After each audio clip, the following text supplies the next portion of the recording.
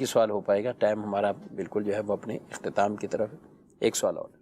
سوال یہ ہے کہ ایک بندے کی بیٹی ہے تو اس کی جو جائیداد ہے اس کے مرنے کے بعد وہ اس کے نام، بیٹی کے نام سب چلی جائے گی یا اس کے بھائیوں کے اور بہنوں کے نام پہ بھی جائے گی؟ ایک ہی بیٹی ہے۔ ایک ہی بیٹی ہے۔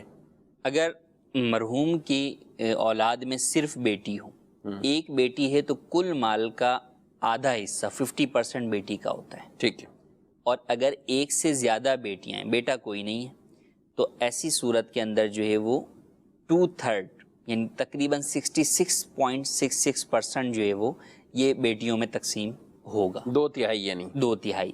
اب اس کے بعد جو بچ جائے گا وہ اب دیکھا جائے گا کہ اور کون موجود ہے۔ اگر مرنے والے کی بیوہ ہے تو اسے بھی حصہ ملے گا، اسی طریقے سے اگر مرنے والے کے والدین ہیں تو انہیں بھی حصہ ملے گا۔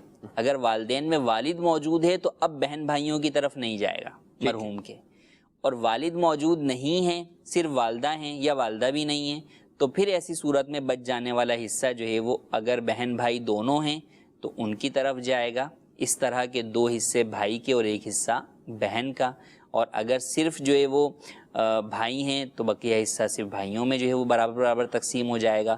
صرف بہنیں ہیں تو پھر ایسی صورت کے اندر جو ہے وہ بیٹی کے ساتھ اسبہ بن جائیں گی، تو اس صورت میں بقیہ رہ جانے والا مال بہنوں میں تقسیم ہوگا، یعنی پھر آگے نہیں جائے گا۔ جی، پھر بیٹی اور بیٹی اور بہن ہوگی تو بھی یہیں پہ کلوز ہو جائے گا، مزید آگے نہیں جائے گا۔ بیٹی کے بعد جو ہے وہ اگر مرحوم کے یعنی اگر مرحوم کے باپ موجود ہوں گے تو بھائی بہنوں کی طرف بھی نہیں جائے گا۔ اس کی معلومات لینی چاہیے۔ بہرحال یہ بات تو طے شدہ ہے کہ اگر صرف بیٹی ہے یا بیٹیاں ہیں تو پھر کچھ حصہ وراثت کا آگے جائے گا، یہ بھی سمجھ لینا چاہیے۔ یعنی مرحوم کے والد ہیں تو ٹھیک ہے وہاں تک سلسلہ، لیکن جو اوورآل لوگ مسائل پوچھتے ہیں تو والد پہلے انتقال کر گئے، جی، اب اولاد میں صرف بیٹیاں ہیں تو پھر آگے اسبہ کی طرف جائے گا، جب تک وہ سلسلہ وہاں نہیں پہنچے گا تو وراثت آگے جائے گی۔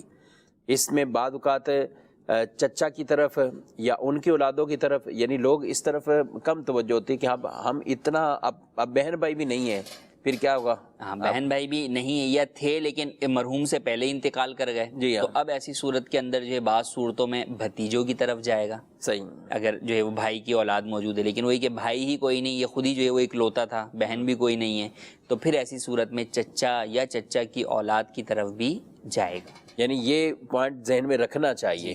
اور جن کے اولادوں میں بیٹا بیٹیاں دونوں ہی ہیں، بیٹے بھی ہیں بیٹیاں بھی ہیں، تو پھر اس میں ظاہر ہے کہ پھر آگے پھر بڑے بہن بھائی بھی اس کے مرحوم کے موجود ہیں، ان کی طرف نہیں جائے گی وراثت، اس کے اپنے ہی بیٹے اور بیٹیوں میں ہی تقسیم ہو جائے گی۔ بیٹے بیٹی کی صورت میں ماں باپ ہیں اور یہ ہے تو ان کو تو ملے گا، لیکن مرحوم کے اپنے بھائی بہن ان کو نہیں ملے گا جبکہ مرحوم کے بیٹے بیٹیاں موجود ہوں۔